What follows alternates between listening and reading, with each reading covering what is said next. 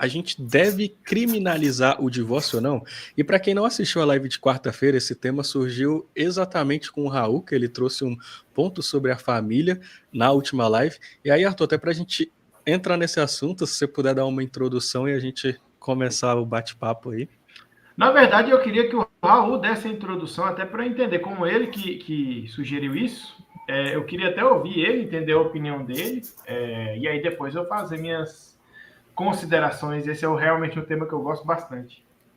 Bom, então, a questão que eu estava falando na última live era sobre a importância que a gente tem da família como célula base da sociedade e que é a partir da reestruturação da família que a gente consegue reestruturar todo o resto da parte política, tudo, né? E enquanto isso, no Brasil, a gente tem famílias totalmente em frangalhos, né? O cara pegou e citou um exemplo assim, cadê o apoio para mãe solteira? Eu já acho até um pouco complicado a gente falar disso, porque no Brasil a gente tem muitos incentivos para esse tipo Há de péssimas situação de mãe. escolhas. Exatamente. Então, acaba que, assim, o porquê do tema da live do divórcio. Inclusive, eu fui até pego de surpresa, que eu não imaginei que a gente realmente fosse discutir isso numa live, ainda mais tão no começo. Mas é um tema que eu gosto, né, de debater um pouco, eu debato isso muito mais nos meios católicos, né, quando eu converso com as outras pessoas, que mesmo dentro da igreja tem gente que diz que é a favor do divórcio, mas é impossível ser católico e ser a favor do divórcio. Mas, enfim, resumo da história apesar de ter sido pego na surpresa, é um tema que eu acho que é importante a gente discutir, porque entra exatamente naquela questão do incentivo. Quando o Estado faz algum tipo de imposto, algum tipo de punição, ele está tentando desincentivar que aquela ação aconteça na sociedade. Agora, quando você começa a dar bolsa alguma coisa, dar um determinado tipo de estímulo, diminui uma carga de imposto, começa a fazer leis que protejam determinado tipo de situação, a gente acaba falando sobre o incentivo para que aquilo aconteça. Então, a gente percebe que no Brasil, já desde a década de 60 ali, a gente começa a ter um incentivo tanto cultural quanto legal para o divórcio. O divórcio passa a ser permitido, né, ali no metade do século XX, e desde então a gente percebe que aumenta drasticamente a quantidade de casais que se separam, né? Lógico que antes, quando não era permitido, a gente não consegue ter uma estatística tão boa de quantas pessoas conseguiam realmente viver aquilo que a gente fala que é desunião dos corpos, né? A pessoa está casada, mas um está num lugar, o outro está em outro. Ainda mais considerando assim que no Brasil, no começo do século XX, era 95% católico. Então, a grande maioria das pessoas casadas eram casadas na igreja também. Inclusive, os casamentos na igreja eram válidos pro nosso arcabouço jurídico legal. Só depois que começou a não valer isso.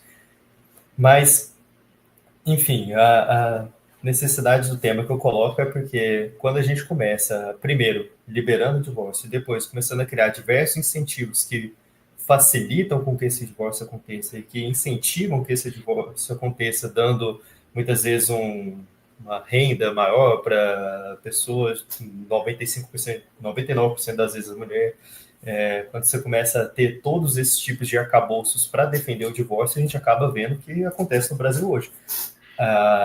Cerca de metade dos casamentos eles terminam em divórcio e esse número é galopante, cada vez aumenta mais e eu acho que metade é só nos primeiros 10 anos de casamento. Quando a gente passa, aumenta o prazo ainda mais, a gente vai ter ainda mais divórcios que isso. E, inclusive, a gente tem algumas curvas que vão mostrar para a gente o divórcio acontecendo nesses começos de relacionamento e também quando a gente tem o começo da velhice do casal.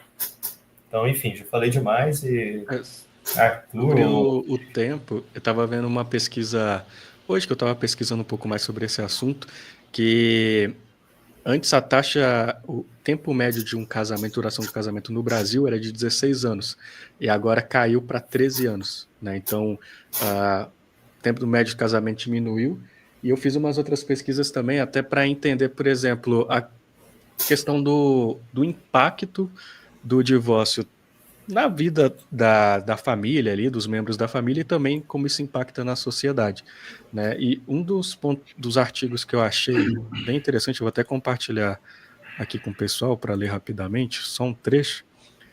Deixa eu só abrir aqui. Não apresentou ainda. Tá dando para ler aí ou é melhor Fica melhor se der um zoom assim. Não, tá dando para ler. Agora ficou melhor. Beleza. Aqui é eu traduzi aqui o site, né, do governo da Austrália, e aí eles pegam uma pesquisa aqui, a pesquisa basicamente começa daqui, onde ela diz o seguinte, ó, as vantagens do casamento vão além da saúde física e mental, utilizando dados coletados entre 1979 e 2004. Pesquisadores da Universidade Americana e da Reifen demonstram que o casamento resulta em um efeito positivo da motivação dos homens na força do trabalho, produzindo comportamentos que sinalizam confiabilidade aos empregadores. O estudo constatou que homens casados trabalhavam mais horas por ano, com um ganho salarial de 12% ao se casarem e um ganho de 18% ao continuarem casados, em comparação com aqueles que nunca se casaram.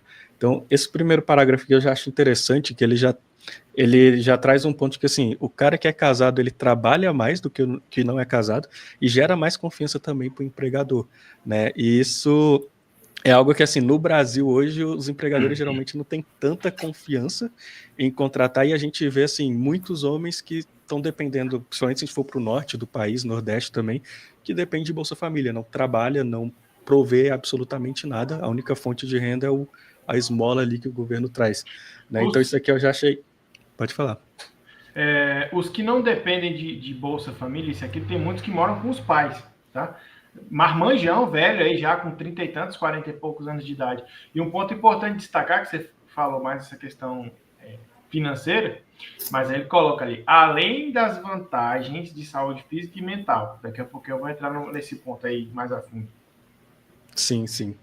Esse artigo ele é mais voltado para o financeiro mesmo, tem alguns que é mais para saúde física e mental, mas quando a gente for entrar nesse ponto, eu sigo. Quero ler só mais, acho que só mais esse parágrafo aqui desse artigo, que aí diz assim, ó, o casamento tem um efeito significativo na riqueza familiar, com base em dados coletados ao longo de 25 anos, entre 68 e 1992, acadêmicos da Universidade de Cornell e Washington descobriram que um casamento beneficia financeiramente tanto homens quanto mulheres, e que esse benefício é muito mais importante para as mulheres do que para os homens.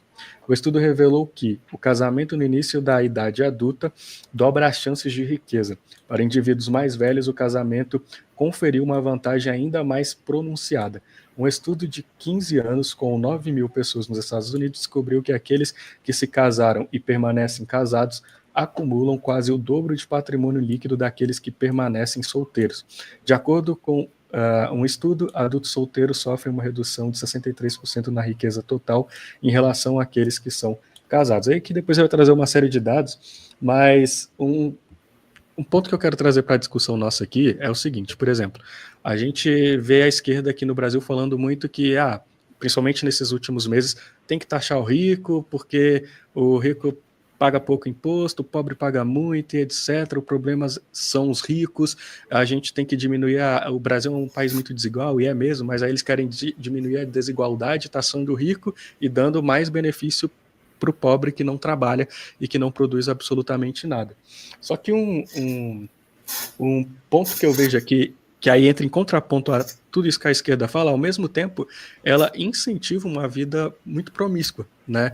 Do cara viver uma vida promíscua mesmo, desde viver em carnaval, depois 60 dias de São João, igual a gente viu lá quando o Arthur estava brigando com a prefeita lá do Sergipe, e assim por diante. A gente sabe que o Brasil, embora o Brasil é um país muito cristão, tem muitos evangélicos e muitos católicos, mas o grosso da sociedade vive uma vida promíscua, né? Mesmo estando casado, muitas vezes não é fiel ao relacionamento ali. E aí lendo essa pesquisa, eu vi um ponto que é tipo assim, cara, se você quer enriquecer a sociedade e diminuir, de acordo com essa pesquisa, e diminuir a desigualdade, ter pessoas mais ricas, sendo que nessas últimas linhas que ele fala, de acordo com o estudo, né, adultos solteiros sofrem uma redução de 63% na riqueza total em relação aos casados. Então, seria um caminho para diminuir a desigualdade no Brasil, incentivar uma cultura mais cristã, algo que direcionasse as pessoas mais para o casamento. E aqui eu estou realmente trazendo para o questionamento.